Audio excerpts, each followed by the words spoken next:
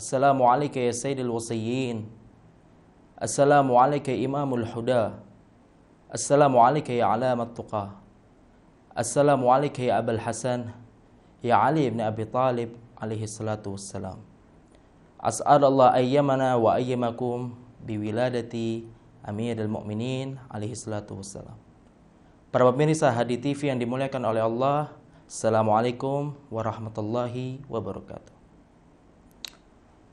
Para pemirsa Hadi TV yang dimuliakan oleh Allah Subhanahu wa taala, alhamdulillah pada kesempatan hari ini, di hari yang berbahagia ini, kita bisa berjumpa guna untuk merayakan kelahiran Amirul Mu'minin alaihi salatu wassalam. Tetapi sebelumnya kami meminta mohon maaf kepada para pemirsa sekalian atas ketidakhadiran kami pada hari kemarin disebabkan adanya kendala teknis dari kawan-kawan. Akan tetapi alhamdulillah pada hari ini kita bisa live langsung dari studio Najaf Al Ashraf untuk merayakan dan melanjutkan acara kita, yaitu untuk merayakan ulang tahun wiladah Amirul Mu'minin alaihi salatu wassalam. Dan tentunya Al Fakir di sini tidak sendirian. Telah bersama Al Fakir di sini Al Ustadz Ibrahim Al Habsyi. Assalamualaikum Ustadz. Waalaikumsalam warahmatullahi wabarakatuh. Wa iyamakum insyaallah. Ya, beliau insyaallah akan memberikan kita wawasan dan pengetahuan tentang seputar Amirul Mu'minin alaihi salatu wassalam. Ya, Ustadz, selamat berbahagia atas kelahiran Amirul Mu'minin Ustadz. Terima kasih. Ya, dan tentunya juga pada hari ini adalah hari Amirul Mu'minin, dan tentunya juga kita akan membahas seputar karakter beliau Ustadz. Bisa dijelaskan kepada kami Ustadz, apa karakter seorang Amirul Mu'minin alaihi salatu wassalam? A'udzubillahi minasyaitonir rajim. Bismillahirrahmanirrahim. Alhamdulillahi rabbil alamin. Wassalatu wassalamu ala asyrafil anbiya'i wal mursalin. Habibi ilahil alamin Abil Qasim al-Mustafa Muhammad wa ala ahli baitihi at-tayyibin at-tahirin al-ma'sumin. Siyama baqiyatillahi fil ardin arwahuna li turabi maqtamihil fida. Wa radiyallahu 'anil sahabatil akhyaril muntajabin. Rabbi shrah li sadri wa yassir li amri wahlul 'uqdatam min lisani yafqahu qawli. Saya juga pertama-tama mengucapkan Assalamualaikum warahmatullahi wabarakatuh kepada para pemirsa. Berbahagia sekali Al Fakir bisa hadir di tengah antum sekalian di hari yang penuh berkah ini. Semoga saja kebersamaan kita ini mendapat restu dari Allah Subhanahu wa taala, Rasulnya beserta Amirul Mu'minin dan Ahlul Bait alaihimussalam. Berbicara tentang karakter Amirul Mu'minin adalah sesuatu yang jauh di atas kemampuan orang-orang seperti Al Fakir. Hanya saja memang tidak juga bisa kita melewatkan kesempatan ini dengan tanpa berbicara apapun apa yang Allah Subhanahu wa taala berikan pengetahuannya kepada kita, kita jadikan bahan untuk mudzakarah, untuk saling mengingatkan. Mengenai karakter Amirul Mu'minin, ada beberapa sisi yang layak untuk dijadikan bahan renungan. Pertama-tama bahwa tidak bisa diingkari bahwa beliau itu adalah anak didik Rasulullah SAW yang paling dekat, yang paling intens. Memang banyak di antara para sahabat itu mereka merupakan anak didik Rasulullah SAW. Dari nol, dari masa mereka masih menyembah berhala, kemudian masuk Islam, dan kemudian sampai kepada tahapan-tahapan yang tinggi. Tetapi berbeda hal ini dengan Amirul Mu'minin, yang mana apa-apa yang kita dapatkan penjelasan dari pribadi Rasulullah SAW sendiri tentang beliau tidak bisa disamakan, bahkan tidak bisa dibandingkan dengan yang lain daripada para sahabat. Seperti misalnya Rasulullah SAW demikian pernah bersabda tentang pribadi Amirul Mu'minin. Beliau berkata, "Inna aliyan minni wa ana minhu wa huwa waliyyu kulli mu'min. Ali itu adalah, sesungguhnya Ali itu adalah dari aku dan aku dari dia. Bagian pertama mungkin jelas bahwa Ali adalah dari aku, mengingat dari mulai kecil Amirul Mukminin itu diambil anak oleh Rasulullah SAW, melihat bahwa ayah Imam Ali, yaitu Abu Thalib radhiyallahu anhu. Iya Ustaz, tampaknya kita juga sudah live langsung dari haram beliau alaihi salatu wassalam. Dan inilah pemirsa suasana haram Amirul Mukminin Ali bin Abi Thalib pada hari ini 13 Rajab yang merupakan hari ulang tahun beliau. Iya, kita bisa lihat begitu indahnya makam beliau, burung-burung terbangan menghiasi isi haram Amirul Mukminin. Dan tentunya juga Ustadz, para pencinta Ahlul Bait juga tidak meluputkan hari ini sebagai hari bahagia untuk mereka semua, Ustadz. Ya, ini kesempatan mereka untuk menyampaikan salam dan penghormatan mereka kepada tokoh utama agama Islam sepeninggal Rasulullah SAW. Di sini tempat kaum beriman meluapkan dahaga mereka, kerinduan mereka kepada Rasulullah SAW dan juga kepada Amirul Mukminin. Salah satu dari pengucapan salam yang diajarkan kalau kita masuk haram Amirul Mukminin adalah Assalamualaikum ya Rasulullah. Assalamualaikum. Jadi kita bersalam kepada Rasulullah SAW. Assalamu ala aminillahi ala wahyih wa azaimi amrih al-khatami lima sabaq wal fatihi lima istuqbil wal muhaimini ala dhalika kullih wa rahmatullahi wa barakatuh. Assalamu ala sahibis sakinah. Assalamu ala al-madfuni bil madinah. Assalamu ala al-mansur al-mu'ayyad. Assalamu ala Abil Qasim Muhammad ibn Abdillah wa rahmatullahi wa barakatuh. Itu adalah salah satu salam yang diucapkan kalau kita ingin masuk ke makam Imam Ali, di mana salam itu diperuntukkan kepada Rasulullah SAW. Mungkin ini adalah bagian dari pemaknaan hadis yang kita baca pada awal tadi, bahwa wa ana minhu. Nah, tentunya kita kalau mau memahami inna aliyan minni wa ana minhu, Ali dari aku dan aku dari Ali, dan maknanya sama, itu agak tidak bermakna ya. Tentunya kita harus pahami itu bahwa Imam Ali dari Rasulullah, memang karena segala-galanya Imam Ali itu adalah didikan Rasulullah SAW, dan Imam Ali adalah yang paling bisa dan dapat menerima ajaran Islam sepenuhnya. Adapun wa ana minhu, Rasulullah dari dia, tentunya maknanya adalah bahwa kalau kita benar-benar ingin sampai kepada Rasulullah SAW, maka harus melalui jalur yang paling tepat. Kita kalau mau mendapatkan gambaran yang sesuai dengan kenyataan, maka cermin itu harus paling bersih, paling tidak ada celahnya, sehingga kita bisa mendapatkan gambaran yang sebenarnya. Wa ana minhu mungkin maksudnya begitu, bahwa Rasulullah SAW tidak dapat dimengerti dengan sebenarnya, tidak dapat dijangkau kecuali melalui pribadi Amirul Mukminin alaihi afdhalus salati wassalam. Iya, sebelumnya Ustadz, kita ingin menyampaikan kepada para pemirsa bahwa kita sekarang live dan bisa menerima partisipasi antum untuk menghubungi kami dalam kontak yang telah tersedia di layar kaca antum, di layar kaca pemirsa sekalian. Di situ tertulis Skype hadi.television dan live calls 001 845 228 8744. Ya, kami tentunya menunggu partisipasi antum untuk bisa menyampaikan aspirasi, salam, maupun pertanyaan langsung pada Ustadz Ibrahim Al-Habsyi. Ya Ustadz.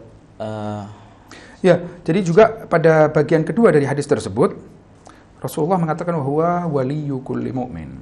Jadi dengan hadis ini dan hadis-hadis yang banyak sekali, kalau secara kandungan sampai kepada batas mutawatir, bahwa ada hubungan wilayah antara Imam Ali dengan setiap mukmin. Mungkin dalam kesempatan nantinya kita bisa berbicara lagi tentang masalah wilayah. Intinya sebagaimana yang merupakan bagian dari keyakinan kita, Allah Subhanahu wa taala juga pada saat berfirman, innama waliyukumullah, hanya wali kalian itu adalah Allah wa rasuluhu walladzina amanu walladzina yuqimuna sholata wa yu'tuna zakata wa hum raki'un.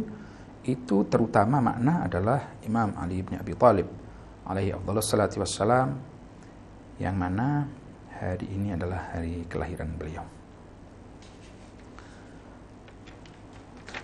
Iya Ustaz, seperti kita telah telusuri juga dalam sejarah beliau Ustaz, bahwasanya Al-Imam Ali alaihissalam, beliau terlahir di dalam Ka'bah. Apakah ada hubungan antara Imam Ali dengan Ka'bah itu tersendiri Ustaz?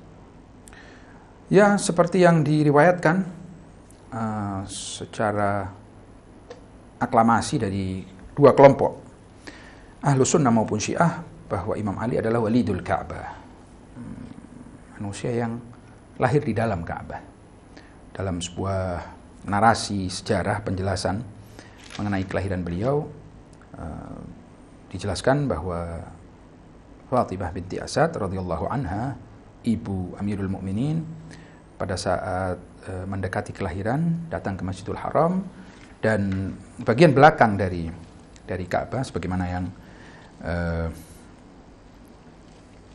kaum muslimin yang pernah umrah atau haji itu akan tahu. Syafiq belum pernah haji? Belum. Insyaallah secepatnya. Di sana ada Ruknul Yamani, kemudian Rukun Hajar Aswad. Nah, Imam Ali itu persis belakang pintu Ka'bah, itu di belakangnya. Jadi kalau Ka'bah itu persegi 4, di sini ada pintu, di belakangnya persis, belakangnya pintu itu terbuka. Tembok Ka'bah terbuka, dan beliau mendapatkan izin untuk masuk, dan dengan detail yang ada di dalam sejarah, kalau sempat nanti kita akan bahas. Intinya dari sejak lahir Amirul Mukminin itu identik dengan Ka'bah.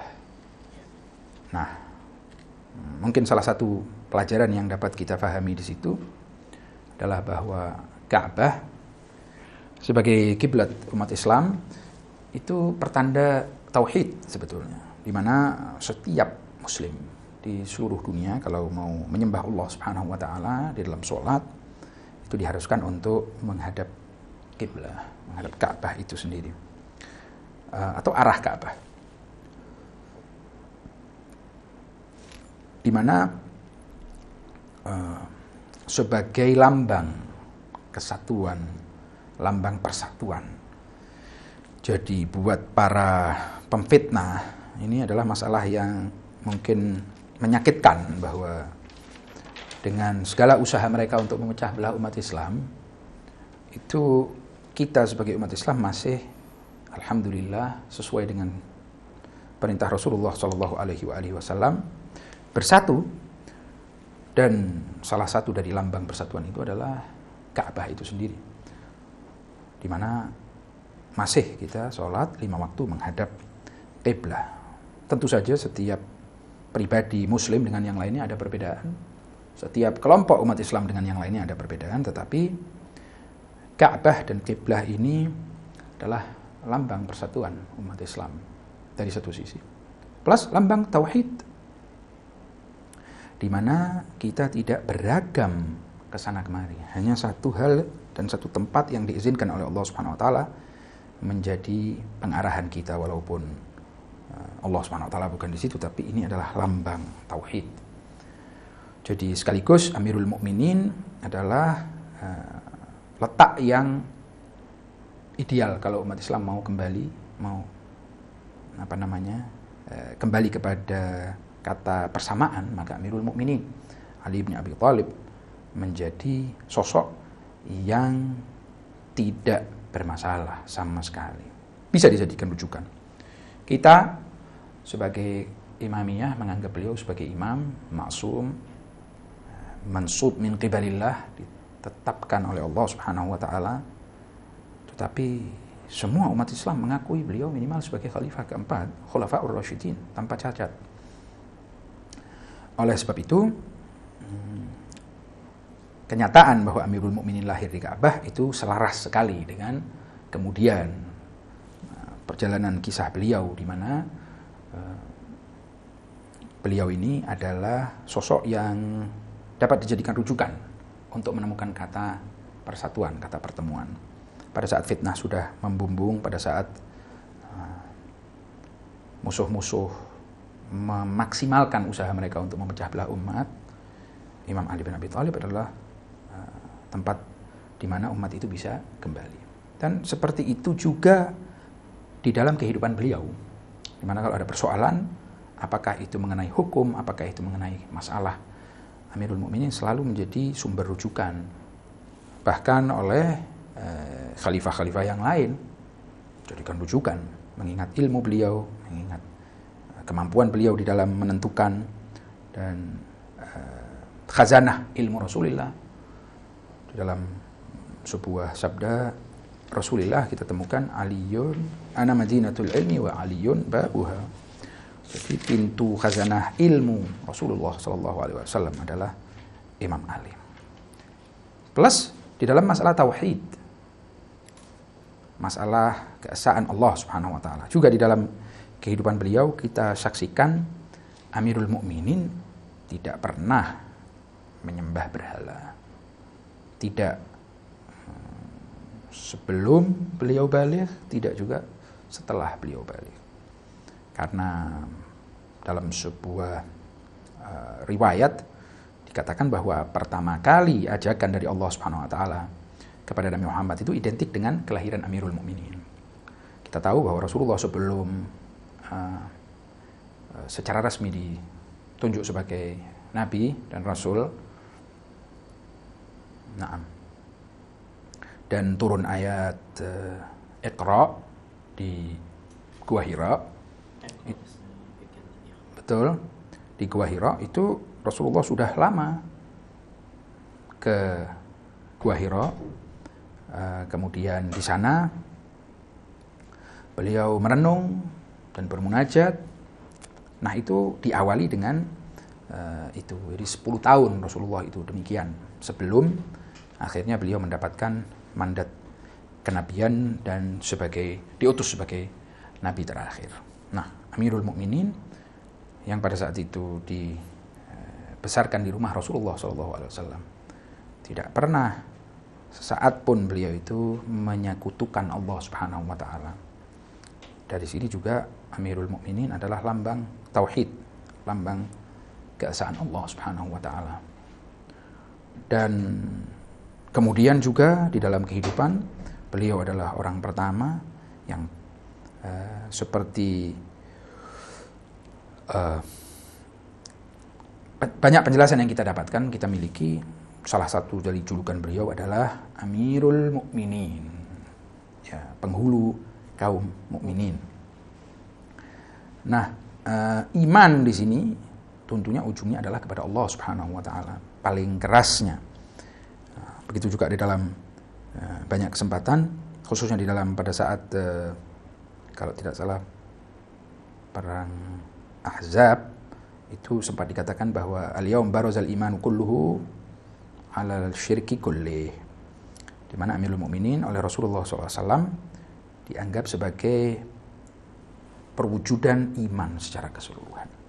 Nah, terus di dalam doa-doa beliau kita saksikan betapa Amirul Mukminin ma'rifatullah yang sangat tinggi yang diajarkan kepada kita dari doa-doa tersebut. Iya Ustaz, dan masih tentang seputar Amirul Mukminin dan tentunya dengan Ka'bah. Seperti antum jelaskan tadi bahwasannya kiblat seorang muslimin adalah menghadap Ka'bah. Dan Amirul Mukminin terlahir di dalam Ka'bah. Apakah ini petunjuk dari Allah Ustaz? Adakah hubungan antara Amirul Mukminin serta kiblatnya umat muslim di mana beliau dilahirkan? Seperti yang katakan tadi, mungkin dua sisi yang kita sebut tadi bahwa hampir identik peran Ka'bah dengan Amirul Mukminin. Pertama, bahwa Ka'bah itu sebagai kiblat umat Islam adalah lambang persatuan. Jadi umat Islam itu bersatu dengan segala perbedaannya. Cara sholatnya beda misalnya,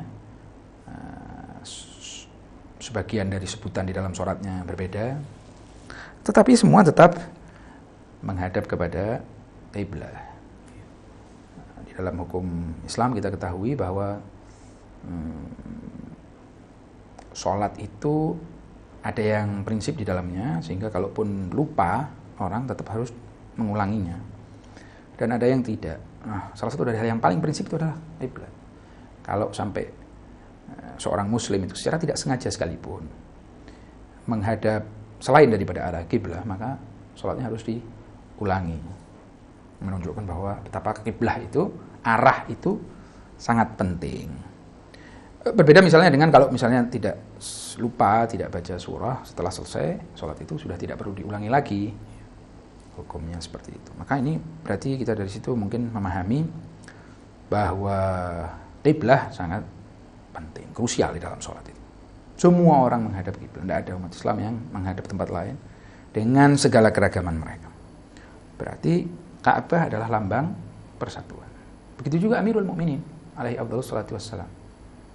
Siapa umat Islam yang tidak sepakat? Kecuali Khawarij, sudah selesai itu. Nah, ada. Selepas dari beliau, semua sepakat. Kita mengakui sebagai imam maksum, mayoritas ahlu sunnah mengakui sebagai salah satu dari Khulafaur Rasyidin, yang mana itu sudah dianggap sebagai terbaiknya manusia sepeninggal Rasulullah SAW. Maka di situ titik temu itu, di mana kalau kita merujuk kepada tokoh ini, maka terjadilah yang namanya persatuan umat. Yang sisi yang kedua adalah bahwa itu tadi kita katakan bahwa kiblat Ka'bah ini lambang keesaan Allah Subhanahu wa taala. Di mana setelah Fatah Makkah segala macam berhala yang tadinya diletakkan di situ oleh musyrikin Quraisy, musyrikin Makkah, dihilangkan, dihancurkan, dibuang, dan menjadi tempat di mana Allah Subhanahu wa taala di situ disembah, haram aman ilahi. Dan Amirul Mukminin juga demikian, manusia yang tidak pernah terlibat walau sesaat di dalam kesyirikan. Tidak sebelum beliau baligh, tidak setelahnya. Karena sebelum baligh beliau sudah beriman kepada Rasulullah. Pada saat Rasulullah mengumumkan dakwahnya, dan sebelumnya beliau berada di rumah Rasulullah SAW. Tidak pernah Rasulullah menyembah berhala. Ini dua sisi persamaan yang bisa kita tangkap dari hubungan antara Ka'bah dengan Amirul Mukminin. Iya, Ustaz, masih seputar Ka'bah dan Amirul Mukminin, Ustaz. Kita juga dan para pemirsa juga mungkin sudah mengetahui bahwa Amirul Mukminin terlahir di dalam Ka'bah, sedangkan Rasulullah Shallallahu Alaihi Wasallam terlahir di luar Ka'bah. Apakah ini menunjukkan bahwasanya status Al-Imam Ali bin Abi Thalib lebih mulia dari Rasulullah, Ustaz? Karena mungkin juga ada sebagian dari kita yang berpikiran seperti itu. Menarik sekali pertanyaan yang agak perlu mundur kita di dalam membahas dan memahami apa itu kemuliaan dan seperti apa. Jadi Allah Subhanahu wa taala itu pada saat memberikan sebuah tanda, memberikan sebuah kemuliaan, itu berdasarkan sebuah planning yang panjang. Jadi ada rencana yang panjang. Jadi tidak bisa kita hanya lihat satu sisi saja. Sebab apa?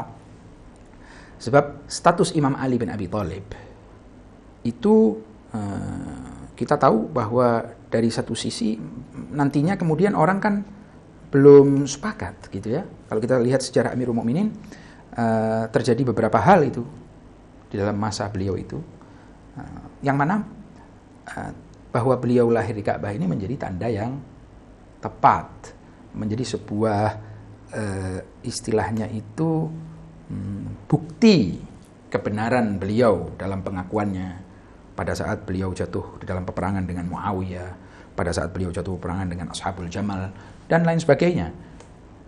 Adapun mungkin status Ka'bah pada saat Rasulullah SAW dilahirkan belum seperti itu. Jadi kemuliaan kelahiran Imam Ali di Ka'bah itu untuk Imam Ali dan bukan untuk Rasulullah SAW. Sebab kalau kita mau berbicara tentang kemuliaan Rasulullah SAW, sudah barang tentu Rasulullah Nur Muhammad adalah makhluk Allah SWT nomor satu. Tidak ada kesepakatan itu. Imam Ali sendiri pada suatu saat, pada saat beliau ditanya banyak hal oleh seorang ahbar, seorang pendeta, berbagai macam pertanyaan, kemudian dia bertanya kepada Amirul Mukminin, ya Amirul Mukminin, fa nabiyyun anta? Apakah engkau ini nabi? Beliau menjawab, wailak, innama ana abdun min abidi Muhammad sallallahu alaihi wasallam. Tidak ada sama sekali keraguan bahwa sosok dan hakikat Rasulullah sallallahu alaihi wasallam lebih mulia, walaupun itu kalau kita gabungkan dengan yang itu tadi, Aliyun minni, Imam Ali itu kemuliaan terhebatnya hanya karena dia merupakan cermin yang terbaik pada saatnya dari hakikat suci Rasulullah SAW. Jadi sebagaimana Rasulullah SAW ini adalah tampilan yang paling sempurna dari kebesaran Allah Subhanahu Wa Taala, rahmat Allah Subhanahu Wa Taala, sifat-sifat mulia Allah Subhanahu Wa Taala, Imam Ali ini adalah jelmaan yang paling tepat dari Rasulullah SAW. Hakikatnya sama. Jadi sama seperti kalau kita melihat sebuah wajah di cermin, itu kan sama seperti lihat wajah asli, walaupun ya tentunya berbeda, tetapi ini menceritakan, menghikayatkan tentang itu. Maka di sini ini merupakan kemuliaan bagi Imam Ali, ya, tapi itu tidak ada sangkut pautnya, tidak bisa diambil sebagai tanda bahwa Amirul Mukminin lebih afdal dari Rasulullah SAW. Sebab karakter yang lahir di situ oleh Allah Subhanahu Wa Taala, kemuliaan itu bukan disebar begitu, ada tujuannya itu, seperti yang kita katakan, ada hubungannya ini nantinya, supaya umat yang dihadapkan pada kebingungan, dihadapkan pada keraguan, itu mereka bisa merujuk kepada hal-hal semacam ini pertanda. Gitu. Jadi sebelum saya adalah bahwasanya Amirul Mukminin adalah cerminan dari Rasulullah SAW. Nah, yang seperti kita biasanya kalau kita bercermin, tampak diri kita akan tetapi wujudnya berbeda yang dicermin dengan kita, dan menghikayatkan bahwasanya status yang dicermin dengan yang tidak dicermin itu berbeda. Jadi Amirul Mukminin sekaligus berbeda sekaligus sama. Iya. Bahwa ini adalah cermin daripada itu. Makin bagusnya cermin, makin jujur dia di dalam menghikayatkan, menampilkan. Jadi bukan karena permasalahan lahir di luar dan di dalam Ka'bah menjadi afdal atau tidak afdal ya, Ustaz? Ya, ini sudah sebuah kesepakatan di antara umat Islam, terlepas dari minoritas ulat ataupun orang-orang yang tidak dapat dipertanggungjawabkan, bahwa Rasulullah SAW adalah ciptaan Allah Subhanahu Wa Taala yang paling mulia. Iya. Tapi pada saat kalau kita mendengar Rasulullah SAW bersabda seperti dengan demikian, inna aliyan minni wa ana minhu, ini kita bisa tahu bahwa hakikat Imam Ali juga tidak jauh dari situ. Jadi itu bukan sekedar pujian belaka, tetapi menceritakan sebuah hakikat bahwa Imam Ali ini adalah penampilan yang terbaik, hasil anak didik yang terbaik dari Rasulullah SAW. Yahdhu hadwar Rasul SAW, tidak sedikit pun menyeleweng dari Rasulullah SAW. Di dalam ilmunya, dalam keberaniannya, di dalam segala hal, Amirul Mukminin itu adalah tampilan dari Rasulullah SAW. Mereka dari hakikat yang sama. Oke, terima kasih Ustadz. Para pemirsa Hadi TV, jangan kemana-mana. Kita akan kembali setelah jeda pariwara berikut ini.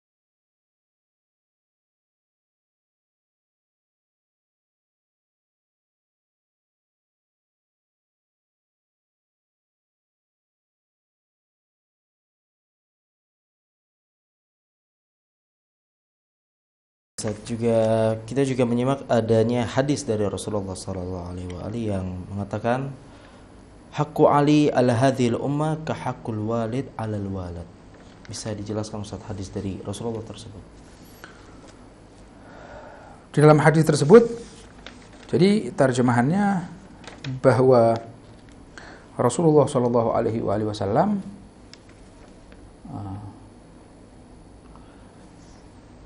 bersabda, "Haqqu aliyyin ala hadhihi al-ummah ka haqqil walid ala al-walad."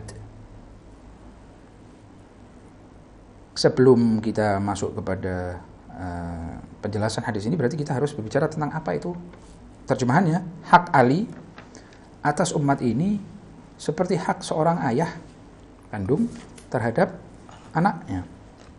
Hak orang tua terhadap anak, ayah terhadap anak adalah hak yang terus-menerus oleh Allah Subhanahu wa taala, dikaitkan dengan tauhid, dengan penyembahan kepada Allah Subhanahu wa taala dan tidak syirik.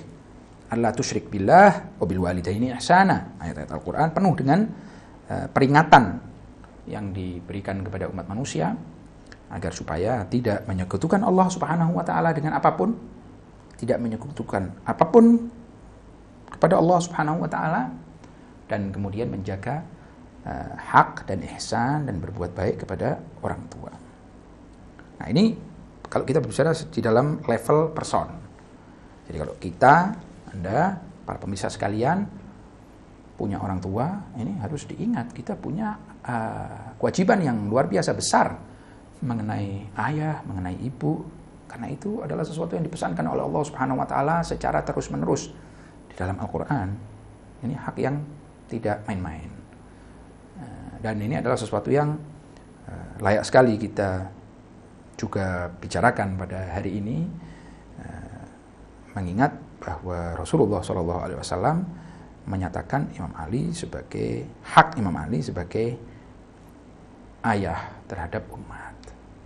Maka sebelum kita memahami ini, kita mesti terlebih dahulu sadar terhadap hak ayah kita terhadap diri kita, hak yang istimewa.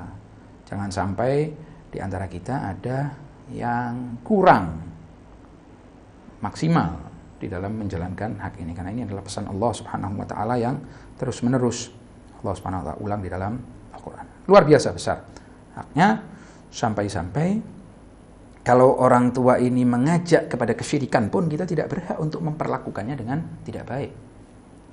Wa in jahadaka ala an tusyrika bima laysa laka bihi ilmun fala tuti'huma wa shahibhuma fid dunya ma'rufa. Tetap di dalam kehidupan dunia, ayah atau ibu walaupun mengajak kepada kesyirikan, bukan mengajak pelan-pelan, mengajak dengan jahadaka, berjuang untuk supaya anaknya itu menjadi musyrik, tetap harus dijaga haknya. Jadi ini hak yang luar biasa. Nah, ini dalam level individu. Maka kalau kita mau mengamalkan hadis Rasulullah SAW ini, berarti kita mesti sudah faham dan sudah mengerti terhadap hak kedua orang tua terhadap diri kita. Status orang tua ini juga sesuatu yang perlu dimengerti di dalam Islam. Statusnya itu istimewa. Dan kita bisa merujuk tentang masalah ini kepada buku-buku akhlak, di mana di sana dijelaskan betapa yang bagaimana kita harus bersikap. Hadis banyak sekali di situ. Dan terlebih dari segala itu, Al-Qur'an sendiri secara gamblang menjelaskan masalah hak orang tua ini. Hadis ini menjelaskan bahwa Imam Ali bin Abi Thalib itu pangkatnya buat umat itu seperti pangkat ayah buat seseorang. Jadi umat ini punya hak, artinya Imam Ali punya hak istimewa yang harus ditunaikan oleh umat ini, yaitu seperti haknya orang tua. Hanya saja di sini kalau orang tua biasa ini secara biologis mereka menjadi perantara keberadaan kita. Allah SWT memberikan keberadaan kepada seseorang melalui perantara orang tuanya. Itu mendatangkan hak yang luar biasa. Sementara kalau Imam Ali bin Abi Thalib alaihi wassalatu wassalam sesuai dengan sabda Rasulullah sallallahu alaihi wasallam ini merupakan perantara segala sesuatu bagi umat.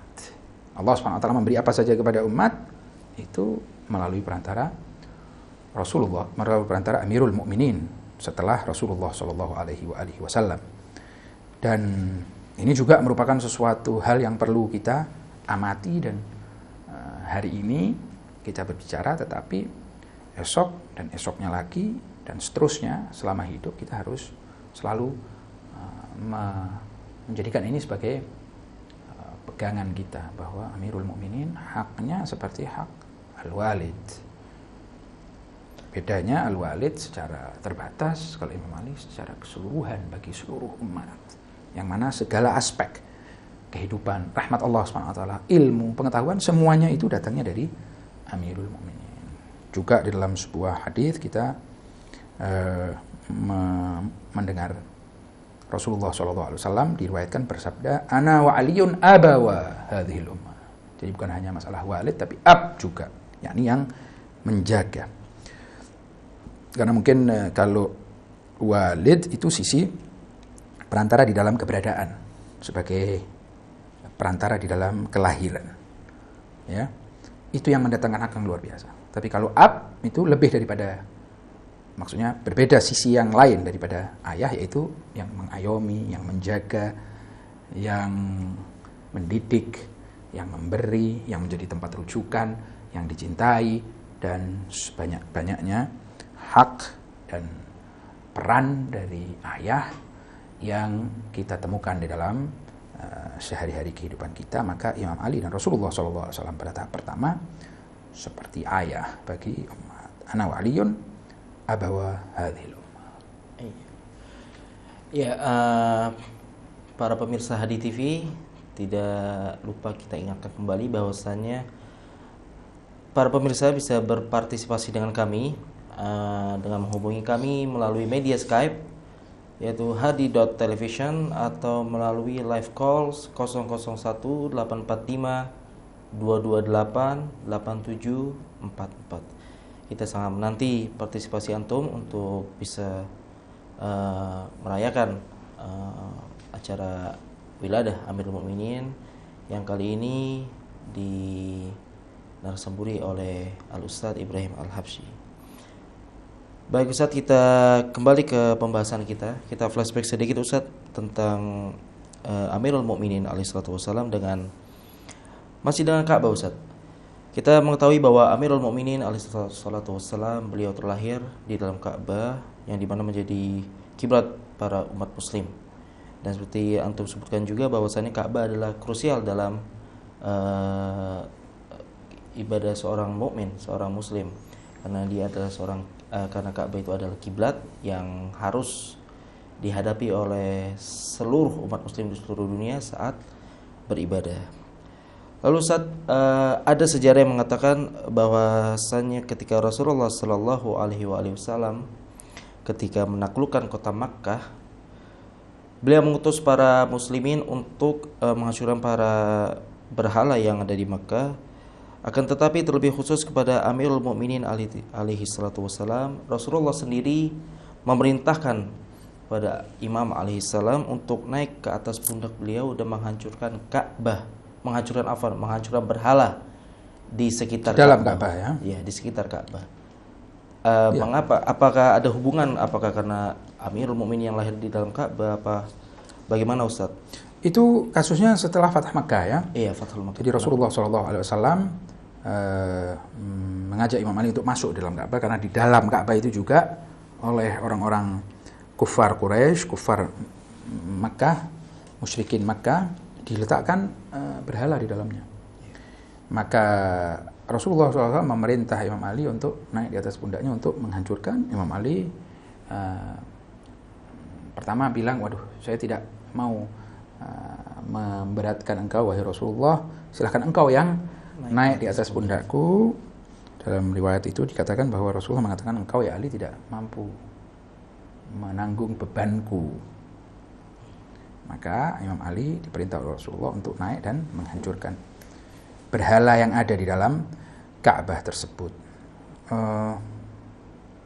Ini juga sebuah kalau kita katakan perhatian khusus Rasulullah SAW. Sebab kita mesti tahu bahwa Rasulullah SAW dalam kehidupan beliau sejak diperintahkan oleh Allah Subhanahu Wa Taala untuk mengumumkan kenabian, dalam setiap kesempatan beliau menunjukkan posisi dan status dan maqam Imam Ali kepada umat dari awal. Jadi kalau kita kemudian meyakini bahwa Imam Ali itu sebagai umat, sebagai imam umat, sepeninggal Rasulullah SAW itu tidak hanya merujuk kepada hadits Ghadir dan peristiwa Ghadir Khum saja, tetapi sepanjang masa risalah, masa kenabian, Rasulullah SAW selalu menunjukkan itu. Seperti misalnya pada awal, pada saat ayat wa anzir ashiratakal aqrabin turun, di mana Rasulullah SAW diperintah oleh Allah untuk mengadakan ajakan kepada keluarganya terlebih dahulu. Beliau di sana memerintahkan Imam Ali bin Abi Thalib, yang mana usia beliau pada saat itu 13 tahun, ya, 3 tahun setelah Iqra, 3 tahun setelah diutus Rasulullah SAW, perintah untuk fa'andir ashiratakal aqrabin, mulai misi kenabian harus beliau sampaikan, dan beliau diperintah oleh Allah untuk mengajak keluarganya yang dekat. Rasulullah SAW mengundang mereka dan memerintahkan Imam Ali untuk menyiapkan makanan dan minuman. Lalu di dalam walimah tersebut, di dalam jamuan tersebut, Rasulullah SAW menjelaskan kepada mereka bahwa jika aku mengabarkan kepada kalian bahwa ada pasukan yang mengancam Makkah di gunung, di balik gunung Makkah sekarang ini, kalian akan percaya atau tidak? Mereka menyatakan bahwa mereka percaya, dan bahwa status Rasulullah SAW sebagai orang yang terpercaya, Muhammad Al-Amin, ini sepakatan, aklamasi, semua orang sepakat itu, tidak pernah dusta, selalu menunaikan amanat. Dan mereka mengatakan iya, tentu saja. Di situ mulai Rasulullah SAW mengatakan bahwa aku ini adalah utusan Allah Subhanahu wa Ta'ala, dan siapa di antara kalian yang ingin beriman kepadaku, maka aku diperintahkan oleh Allah Subhanahu wa Ta'ala untuk menjadikannya sebagai pengganti sekaligus wasiku dan khalifahku. Oke, Ustaz, tampaknya ada seorang yang terhubung dengan kita saat ini. Ada penelpon. Iya, assalamualaikum. Waalaikumsalam. Iya, dengan siapa, di mana Bapak? Jakarta, Indonesia, Hartono. Dengan Bapak siapa? Hari Hartono. Pak Hartono. Pak Hartono. Dengan Ustaz Ibrahim, bisa? Iya, silahkan. Silakan. Bapak. Silahkan Bapak. Sebelumnya Bapak, asadallah ya mana wa ayyabakum Bapak. Selamat berbahagia atas kelahiran Amirul Mukminin Bapak. Ya, assalamualaikum Ustaz Ibrahim. Waalaikumsalam warahmatullahi wabarakatuh. Hari Hartono Ustaz. Ahlan wa sahlan. Selamat datang. Hari Ustaz, Hari Hartono. Iya, Pak Iya, Hari. Bapak Hari. Silahkan Bapak. Apa kabar? Apa kabar Ustaz? Apa kabarnya Ustaz? Alhamdulillah. Alhamdulillah, suara agak kurang jelas nampaknya, tapi insya Allah bisa difahami. Ustaz, ya, cuma salam atas Milad Amirul Mukminin. Mudah-mudahan Ustaz bisa doakan kita di sini di Jakarta, Ustaz. Amin, insya Allah. Insya Allah, Pak Hari. Ya, Pak. Halo, Ustaz. Ya? Iya. Silakan. Pak Hari, silakan dengar Pak Hari. suara Anda. Suaranya nggak begitu jelas ya. Ya, mungkin Pak Hari perlu Kecilkan pelankan suara volume televisinya. Jadi biar kita bisa komunikasi lewat Media, Skype betul. ini nampaknya, Pak Hari. Iya, Ustaz. Itu dulu, barangkali saya mau sedikit tanya tadi yang Ustaz jelaskan. Ya. Mengenai tempat kelahiran Amirul Mukminin. Halo? Ya? Ya, halo. Ya, itu kan Ka'bah kan retak ya tadi ya. Pecah ya. Oh iya. Ya, itu pecah itu kenapa sampai sekarang nggak bisa hilang Ustaz itu? Iya. Ada pertanyaan lagi Kenapa mungkin? sampai sekarang nggak bisa? Jadi kan sebetulnya itu kan sangat mudah kalau pemerintah Arab Saudi mau memperbaiki dan sehingga, tapi kok sampai sekarang saya dengar itu tetap masih pecah terus, retak terus. Apakah itu sebagai tanda-tanda mukjizat yang khusus atau memang keadaannya dibiarkan seperti itu begitu, Ustaz? Iya. Ada pertanyaan lain mungkin Pak Hari sebelum kita melanjutkan? Sebab kita akan putus hubungan nanti kalau ada barangkali ada penelpon atau penghubung lain ya yang mau menghubungi, biar ada kesempatan mungkin Pak Hari ingin menyampaikan hal yang lain. Oke, Ustaz, tampaknya terputus Ustaz teleponnya. Iya. Ya. Pertanyaan dari Pak Hari itu adalah kenapa perpecahan di Ka'bah sampai saat ini tidak bisa dibetulkan? Apakah itu suatu mukjizat dari kelahiran beliau? Ini mana kita mengetahui bahwa ketika Fatimah binti Asad memasuki Ka'bah, Ka'bah itu terbelah, Ustaz. Lalu Al-Fakir sendiri pada tahun 1996 waktu haji ke sana memang menyaksikan itu bagian belakang dari pintu yang dekat dengan Ruknul Yamani. Jadi sudut yang arahnya Yaman itu memang lain letak batunya itu dengan yang lain. Kalau yang lain itu nampak seperti rapi gitu, sementara di satu bagian itu jadi kayak berbeda gitu. Tidak dapat saya temukan tanda-tanda keretakan di situ. Memang ada kabar bahwa itu setiap tahunnya retak katanya, tapi itu sesuatu yang saya tidak bisa konfirmasi sebab saya tidak tahu persis, hanya kabar saja. Tentunya saya tidak bisa memberi tanggapan sesuatu yang saya tidak mengetahui. Tetapi memang pada saat itu yang saya saksikan itu adalah bahwa bagian yang diriwayatkan beliau masuk itu memang ada tanda pecah. Itu ada sesuatu yang kalaupun tidak pecah pun sudah cukup tanda. Jadi bukan tidak harus pecah setiap tahun, tapi itu sesuatu yang nampak di situ. Apakah itu memang betul-betul yang sisa dari zaman dulu ataukah tidak? Itu juga sesuatu yang tidak bisa saya konfirmasi. Adanya tanda kebesaran Allah Subhanahu wa taala di dalam masalah ini bukan sesuatu yang bisa dikonfirmasi saat ini, hanya berita saja. Dan dari satu sisi kita bukan orang-orang yang keberatan tentang adanya sesuatu yang luar biasa, hal-hal luar biasa terjadi setiap saat. Kalau Allah Subhanahu wa taala menghendaki sesuatu, dengan mudah sesuatu itu bisa terjadi. Tetapi pada saat yang sama juga kita tidak ingin menyatakan sesuatu yang tidak sesuai dengan kenyataannya. Jadi kita cukup meyakini bahwa sesuai dengan hadis dan periwayatan yang mutawatir, Imam Ali bin Abi Thalib lahir di Ka'bah dengan cara belakang itu, daerah itu terbuka dan Fatimah binti Asad radhiyallahu anha masuk ke situ dan kemudian melahirkan beliau di sana. Adapun kenyataan yang hari ini seperti apa, itu hanya sebagai pendukung saja kalaupun ada.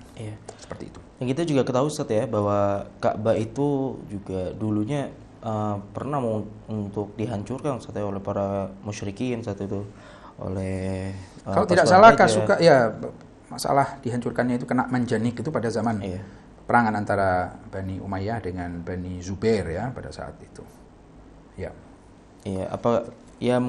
Mungkin juga keretakan itu karena terkenanya Manjani dari pasukan musyrikin apa?